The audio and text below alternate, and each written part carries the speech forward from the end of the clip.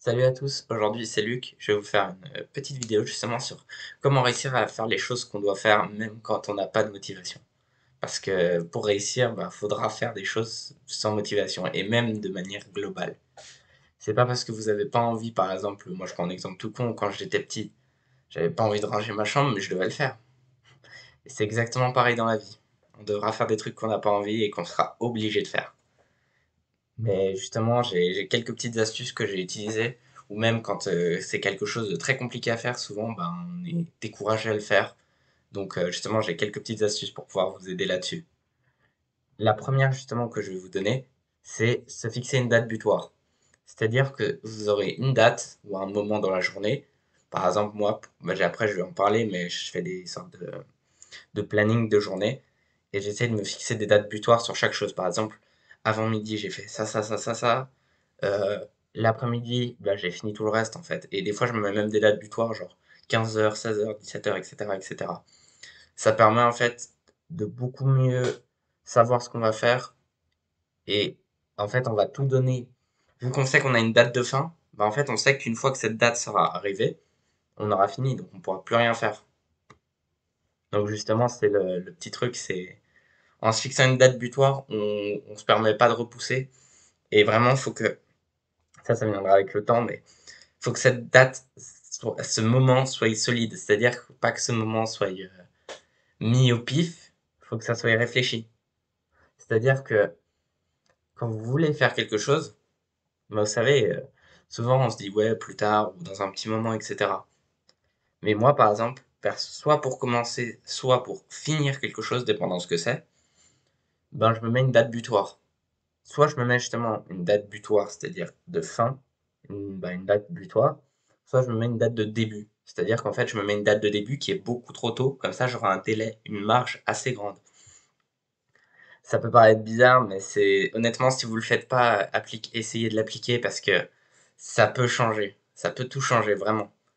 Les dates butoirs, c'est quelque chose d'incroyable. Ça peut aider énormément dans tous les domaines, honnêtement. Et après, justement, il y a aussi le deuxième point justement que je vais aborder, c'est noter tout ce que vous allez faire dans la journée. Parce j'ai souvent remarqué personnellement que quand j'avais des objectifs sur le long terme, en fait, c'est plein de petites choses que je devais faire tous les jours. Et au final, ça me donnait le grand objectif que je me fixais et que j'essayais de faire en une semaine avec beaucoup trop de trucs d'un coup. Donc, ce que j'ai fait maintenant, c'est que chaque jour, je prends note et tout ce que je dois faire, je le fais. Je bosse dessus ou comme ça. Et donc justement, ça me permet aussi de beaucoup mieux me concentrer et même sur le long terme, je m'inquiète beaucoup moins parce qu'en fait, je sais que je vais y arriver. Et donc justement, c'est le petit truc que je voulais vous passer aussi, c'est très utile honnêtement de noter sa journée, d'essayer de prévoir des choses autant sur le long terme que sur le court terme. Court terme. C'est-à-dire quand on a des objectifs et on veut les atteindre, on doit les noter, sinon on risque de les oublier, qu'ils soient sur le long terme ou le court terme. Ou même juste des choses à faire. Et aussi, si personnellement, ce que je fais quand j'ai des choses à faire, c'est que je mets une estimation de temps, comme ça je sais environ combien de temps ça va me prendre, et je pourrais à peu près prévoir ce temps-là de prix en quelque sorte, et au pire, j'aurai ce temps-là en plus sur une autre activité, ce qui me permettra de finir plus tôt. Mais justement, je me mets toujours un planning pour savoir si c'est réalisable environ dans la journée. Et souvent, ça se rapproche très... Soit des fois, j'avais prévu trop peu de temps, soit beaucoup trop, par rapport à la tâche que je pensais faire. Parce qu'en fait, soit c'est beaucoup plus complexe que ce que j'avais prévu, soit ça prend 3 minutes en réalité, alors de base, j'en avais marqué genre 10 ou comme ça. Donc, c'est le petit truc que je vous donne, c'est des fois prévoir, en fait, il faudra s'adapter. Et c'est en se plantant, donc en faisant des erreurs là-dessus, que vous arriverez après. C'est comme ça que ça marche. Et donc, justement, il y a une autre technique. Ça, c'est la troisième technique que je vous donne. C'est essayer 5 minutes. C'est-à-dire, essayer de démarrer pendant 5 minutes. C'est-à-dire, quand vous êtes dans cette chose, quand vous allez commencer, et vous avez, par exemple, je sais pas, le temps, ou même je sais pas, vous avez une activité qui doit durer 30 minutes. Vous avez une heure devant vous. Vous dites 5 minutes. J'essaye 5 minutes de faire ça, plutôt que de rien faire ou d'attendre. ou de faire autre chose qui n'est pas très productif et je veux faire un truc productif. En tout cas, vous vouliez, donc vous l'avez noté et vous avez noté cette chose. 5 minutes. Dites-vous 5 minutes. Et si au bout de 5 minutes ça vous saoule, vous pouvez arrêter. Si vous êtes vraiment pas dedans et que c'est pas le moment. Mais personnellement, à part dans de très rares cas, quand je me mets 5 minutes, je me suis dit, ce temps-là, je l'ai déjà pris, autant continuer. C'est le truc que je fais personnellement pour éviter de me mettre à... Pas souvent le problème, c'est que je me mets à... Pas à être flemmard, mais c'est à peu près du même style, quoi. C'est un peu de la procrastination. C'est à peu près ça. Et personnellement, depuis que j'applique cette technique, même des choses assez longues, en fait, je les fais beaucoup plus facilement. Par exemple, même réfléchir sur des idées de vidéos, sur des concepts, faire les points clés, trouver des bonnes choses à dire, etc. Ben ça me prend du temps. Et donc justement, c'est avec cette technique des 5 minutes personnellement que j'y arrive. C'est-à-dire qu'au bout de 5 minutes, si j'y arrive vraiment pas, je laisse de côté, mais très très souvent j'y arrive. C'est la seule fois où vraiment cette technique des 5 minutes n'a pas marché, c'était un jour où je me sentais vraiment pas bien et j'avais très peu de temps et j'ai pas eu... En fait, c'est que j'ai fait 5 minutes, j'ai remarqué le temps qui me restait par rapport à ce que je devais faire, j'ai remarqué que ça allait pas suffire, donc je me suis mis en stop et j'ai continué plus tard. Et donc justement, donc là, c'est la troisième technique que je viens de vous dire, et maintenant je vais vous parler de la quatrième, c'est ne rien faire d'autre avant d'avoir fini. C'est-à-dire, tant que vous n'avez pas fini votre tâche, vous ne faites rien d'autre. Vous êtes fixé à la technique des 5 minutes, et vous y arrivez par exemple, ou même, vous voulez rentrer dedans, vous le faites. Mais le problème, en fait, par exemple, moi personnellement, ça m'arrive d'avoir genre mon téléphone à côté de moi, ou même des fois mon PC, ou comme ça, alors que je devrais pas. Ou même juste, je l'ai à côté de moi. Et même, mentalement, je suis distrait parce que je pense déjà à ce que je vais faire sur mon ordinateur ou mon téléphone. Et en fait, le meilleur moyen pour éviter ça, c'est de réussir à faire un décrochage. C'est-à-dire, soit il n'est pas à côté de vous, donc d'un côté ou de l'autre, ou même dans votre champ de vision, ou soit il y a un autre moyen pour éviter d'y penser ou de faire quoi que ce soit.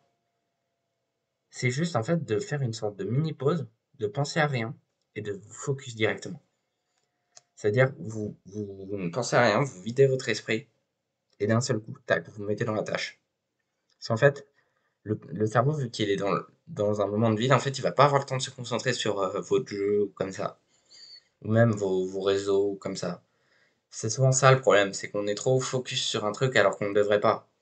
Et moi aussi, je l'ai ce problème, hein. Je veux pas faire genre, ça m'arrive très souvent. Et donc, justement, c'est un point en fait qui est. Et par exemple, en disant que, je sais pas, vous voulez faire une pause, vous fixez pas le mur forcément, mais vous fixez rien. C'est-à-dire vous fixez un point au pif devant vous et vous le lâchez pas. Parce qu'en fait, le cerveau, il va s'ennuyer à un point tellement fort qu'il va vouloir faire autre chose. S'il va pas supporter de s'ennuyer. Je vous parle d'expérience, hein. C'est compliqué. Le cerveau va forcément essayer d'aller, vous allez forcément essayer d'aller sur votre téléphone ou d'y penser même. Mais le meilleur moyen, c'est juste d'essayer de continuer, d'ignorer et de continuer à se focus sur sa tâche. Pour réussir, c'est le seul truc à faire. Et pensez aussi peut-être à votre date butoir, ça peut aussi vous aider justement. C'est là où elle entre. En fait, de manière générale, c'est une sorte de mini motivation parce que ça nous permet de nous dire si j'y arrive pas, là je sais que maintenant j'aurais pu bosser et je vais y repenser plus tard en me disant que là j'aurais pu bosser mais que j'ai rien fait. Et justement, j'ai une date donc je ne peux pas le faire à l'infini, je peux pas repousser à l'infini. Et personnellement, ça m'aide. Ça peut paraître bizarre, mais honnêtement, c'est utile et ça m'aide beaucoup. Et donc justement, le cinquième conseil que j'ai à vous donner, c'est essayer juste un peu plus à chaque fois. C'est-à-dire que vous avez réussi, par exemple, je sais pas, vous voulez, vous avez été à la technique des 5 minutes. Vous y arrivez, faites un petit peu plus. Un petit peu plus à chaque fois. À chaque fois, vous faites un petit peu plus. Ça peut que mieux se passer. C'est-à-dire que c'est un petit peu plus, en fait, ils vont se cumuler. Et au final, ça va vous donner un truc comme ça, alors que vous avez fait un petit peu plus. En une seule fois, hein. Parce qu'en fait, le cerveau, contrairement à, plein d'autres, par exemple une machine, bah lui, il réfléchit à tout ce qu'il a à faire. Et si vous lui donnez juste la tâche, par exemple maintenant que vous avez à faire, ou même un petit bout de la tâche, en fait il va la faire super rapidement. Vous allez la faire peut-être en un petit moment où vous allez finir, tac. En fait vous allez ajouter un petit bout, un petit bout, un petit bout, un petit bout. Et en fait le cerveau aura fait un truc énorme sans vraiment s'en rendre compte. Parce que vous l'avez en quelque sorte déjoué. C'est-à-dire que personnellement je fais beaucoup ça. C'est-à-dire que quand j'ai un truc et que je suis à, par exemple, pas à deux doigts de finir, mais je suis au milieu du truc et je commence à en avoir marre ou ça commence vraiment à me saouler, au lieu de partir sur autre chose, justement, je regarde dans le vide.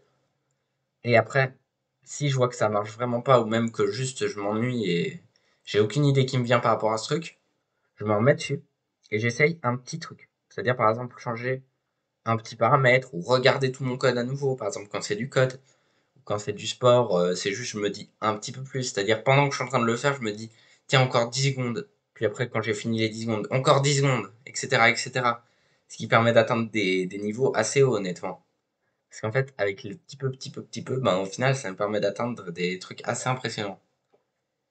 Et donc, justement, la cinquième, bah, justement, c'est ça un peu la cinquième astuce, c'est toujours essayer un petit peu plus. Par exemple, moi, en code, j'ai déjà eu le problème, je sais plus si c'était hier ou avant-hier, j'ai un doute.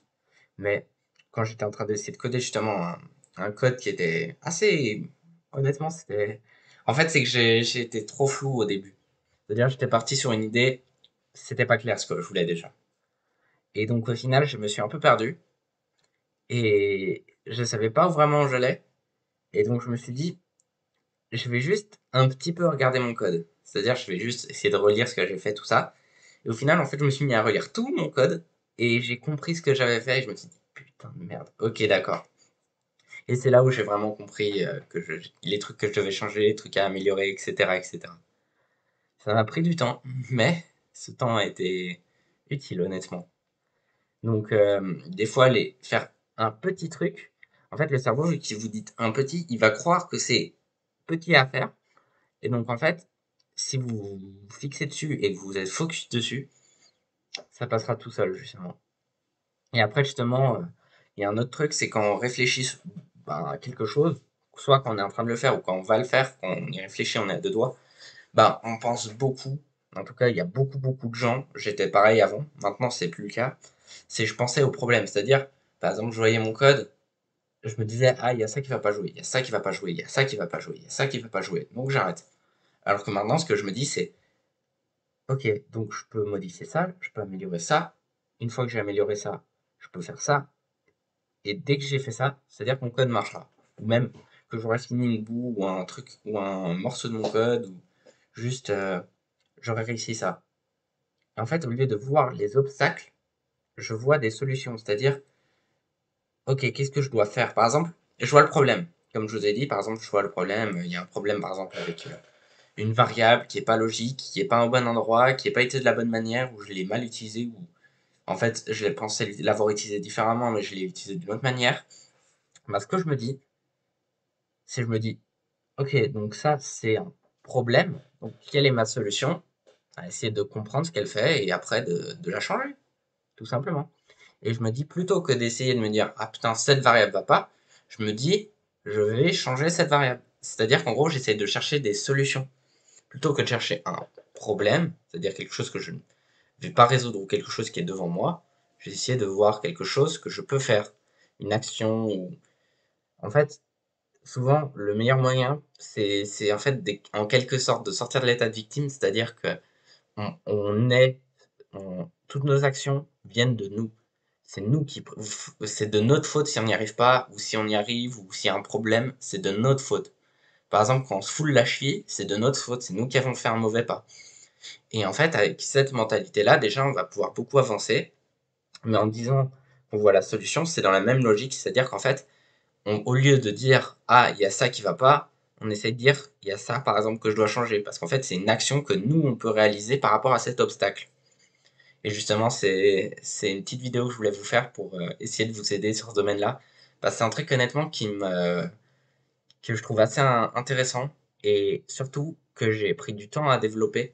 C'est-à-dire ces techniques et je les ai aussi vues, genre comme la 5 minutes, je l'ai vu sur internet et je l'ai trouvé très utile. Donc au début, je l'appliquais pas vraiment bien, puis après avec le temps, ça vient et au final, je m'en suis plutôt bien sorti et justement, je voulais vous passer ces astuces pour réussir à faire tout ce que vous devez faire même quand vous le voulez pas. C'est honnêtement les trucs qui peuvent le plus vous aider. Je déconne même pas quand je dis ça parce que j'y suis habitué honnêtement.